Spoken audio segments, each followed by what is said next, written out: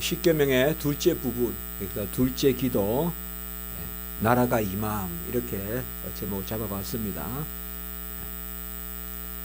우리가 이제 하나님을 향한 기도, 그게 세 가지가 있고, 이웃을 향한 기도 세 가지가 있고, 이렇게 6가지 기도로 주기도문은 이루어지는데요. 그 전반부, 우리가 십계명도 하나님 사랑의 계명, 이웃 사랑의 계명이 있듯이요, 마찬가지입니다. 주기도문과 우리가 십계명이 항상 같은 구조로 그렇게 우리가 바라보면 되겠습니다. 대요리 문답 191문, 소요리 문답 102문 이렇게 되어 있습니다. 먼저 내용을 우리가 함께 한번 참고하시고, 그리고 제가 조금 또 나누고 그렇게 하겠습니다. 죄와 사탄의 권세, 시작. 죄와 사탄의 권세가 지배하는 흑암의 나라를 물리치고 복음의 역사로 말미암은 하나님의 은혜의 나라가 흥황하여 이방인의 수가 차기까지 교회가 충만히 채워지고 끝내 하나님의 영광의 나라가 속히 임하기를 간구한다. 자, 이 부분이 바로 나라의 임하옵시며라고 하는 그 기도의 내용이 되겠습니다. 우리가 하나님 앞에 무엇을 기원하는 것은 내가 하겠다는 게 아닙니다. 이것은 하나님의 뜻을 구하는 것이고 하나님이 그리 하시라는 것에 대한, 그러니까 어떻게 보면 성경을 통하여서 하나님은 어떠하신 분이고 하나님은 무엇을 기뻐하시는가를 알고 그것을 간구하는 겁니다. 하나님이 누구신가? 하나님은 거룩하시고 하나님은 전능하시고 그것을 알아야 우리가 구할 수 있고, 또 하나님은 무엇을 행하시는가? 연약한 자를 돌보시고, 그래서 하나님이 전체적으로 이 상천하지의 하나님, 하늘과 땅을 다스리시고 창조하시고 구원하시는 하나님, 이것을 전체적으로 바라보면서 특별히 아들이신 이 땅에, 아들이신 하나님의 아들이 이 땅에 오셔서 산상복음에서 가르친 게 바로 킹덤 오브 갓, 하나님 나라거든요.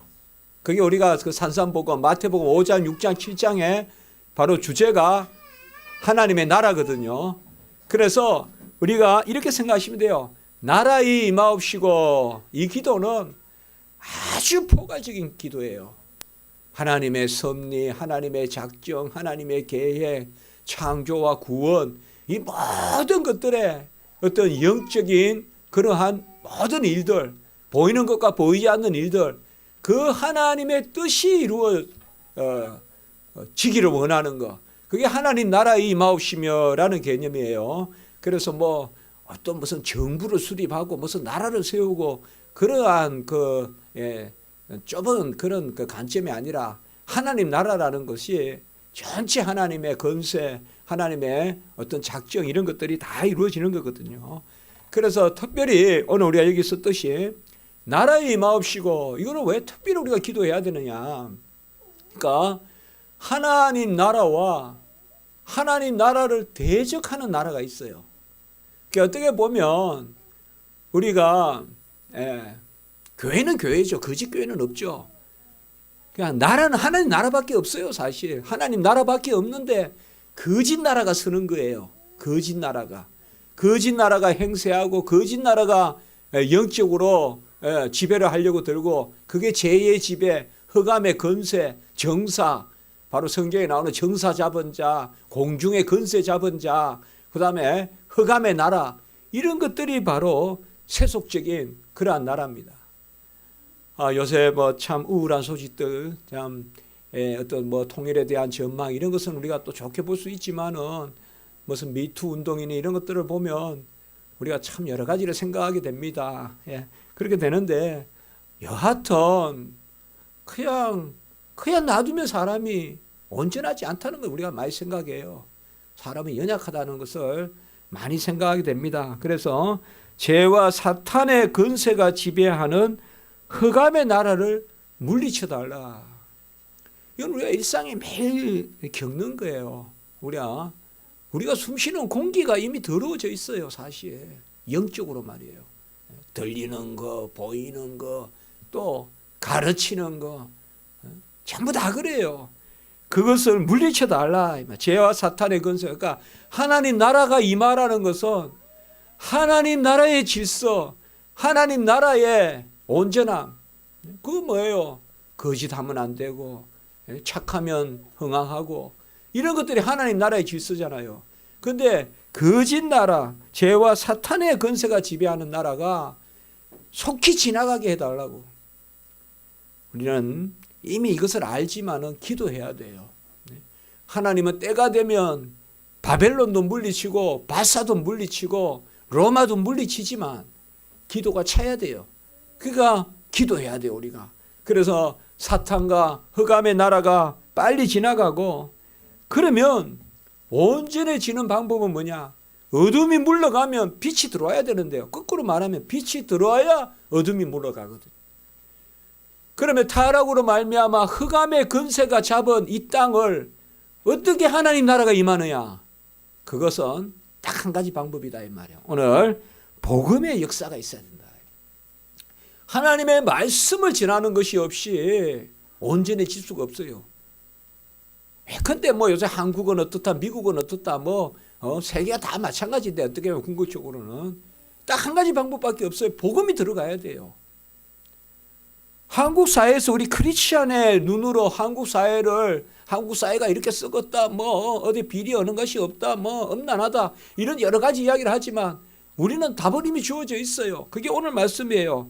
복음의 역사로 말미암아. 그러니까 하나님의 말씀이 역사해서 하나님의 은혜의 나라가 흥황해야 돼요. 이것도 우리가 이제 중요한 거예요. 복음이 뭡니까? 예수 그리스도의 공로로 말미암아 우리가 성결해지고 거듭나고, 이제는 그야말로 죄의 종이 아니라 의의 종으로 사는, 이게 지금 하나님 나라가 임하는 거예요.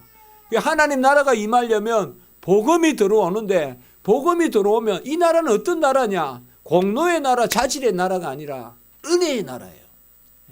은혜의 나라. 하나님 나라의 질서는 무릎 꿇고 기도하는 사람이 흥황하게 되는 거예요. 하나님의 의를 구하고 하나님께 의지하고, 그게 가장 중요한 도덕성이거든요. 그렇지 않습니까? 우리가 어떻게 할 수 없을 때 절대 근의에, 절대 거룩에 의지하는 것, 그게 최고의 선이 아니겠어요? 그래서 나라가 흥황하여 이방인의 수가 차기까지 그 나라가, 이게 이제 뭔가 하면 온전한 하나님 나라의 완성. 우리가요, 약속과 성취 다음에 보통 끝나는데 한 가지가 더 있어요. 엄격히 말하면. 같이 합시다. 약속과 성취, 완성. 완성의 개념이 있어요. 그러니까 우리가 구원의 완성, 하나님 나라의 완성, 이런 개념은 마지막 때 돼요. 마지막 때. 그 주님이 재림하시고 우리가 부활하고 새하늘과 새 땅에서 그때 완성돼요. 그래서 하나님의 통치의, 예수 그리스도의 통치의 시작은 부활하고 성천하셔서 보좌 우편에서 성령을 내려주시는 거고, 통치의 완성은 재림이고, 우리가 이렇게 이야기하는 거예요. 예수님이 오시면 완성돼요. 우리가 이 완성 개념을 가져야 돼요. 우리는 이미 구원받은 자들이에요. 그러나 구원의 완성은 바로 부활하고 마지막 때. 하나님 나라에 대해서도 마찬가지입니다. 이방인의 수가 차기까지 교회가 충만히 채워지고, 이게 이때가 돼야 오세요. 계시록에는 14만 4천이라고 하는데 그것을 우리가 문자적으로 받지 않습니다. 우리가 여기 조금만 더 가면 가천이고, 가천에서 그 신천지가 그 가천의 성지로 여기잖아요. 신천지가 이단들이 많아요, 저 가천 쪽이. 근데 거기서 무슨 14만 4천이니, 우리 문자적으로 보지 않습니다. 14만 4천은 12 곱하기 12. 바로 완전한 하나님의 작전대 수가 찼다는 뜻이지, 문자적으로 14만 4천 아니에요. 그런 개념으로 우리는 다 알고 있습니다. 그래서 나라에 임하옵시며, 이것은 복음의 은혜가 온전히 역사해서 어찌할 수 없는 우리가, 바로 교회가 구령의 역사를 감당하고, 우리 십자가지기 교회도 하나님이 작정하신 수가 찬 역사가 있어요.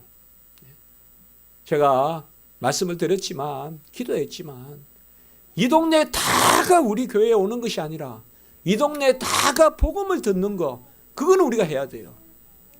이 동네 사는 사람이 복음을 듣지 못하고 우리가 1년, 2년 지나고 나서도 십자가 지기 교회가 있어요. 그거는 우리 책임이에요. 그 사람이 듣든지 아니 듣든지 때를 얻든지 못 얻든지 우리는 말씀을 전해야 돼요. 정갈에게도 전해야 돼요. 전해야 돼요. 쏘는 것이 있어도 전해야 돼요. 우리는.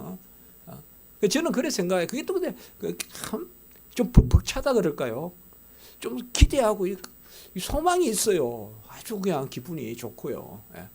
이상하게 싹 들어와요 손에. 오늘도 제가 김문수 집사님 왔으면 이상하게 이 동네는 제 마음속에 싹 잠깁니다. 그거 정말 중요하거든요. 제가 주일학교 같은 것도요 이렇게 섬겨 보면 그 동네 아이들이 싹 가슴에 잠기면 되더라고요. 부흥이 되고 아이들이 오고. 근데 그게 하나의 뜻일 수 있어요. 그러니까 제가 그 생각. 여기도 오늘 보면 나라에 임하옵시고 우리가 어떻게 하나님 나라에 하나님의 뜻을 이루시는 거예요. 그러니까 첫 번째로 하늘에 계시는 뜻이 하늘에서 이룬 것 같이 땅에서도 이루어지는데 그거와 연장선에서 나라에 임하옵시고 그렇게 말하고 있습니다. 자, 시편 67편 1에서 3절 너무 좋은 말씀이라 제가 세 절이지만 인용했습니다. 시작.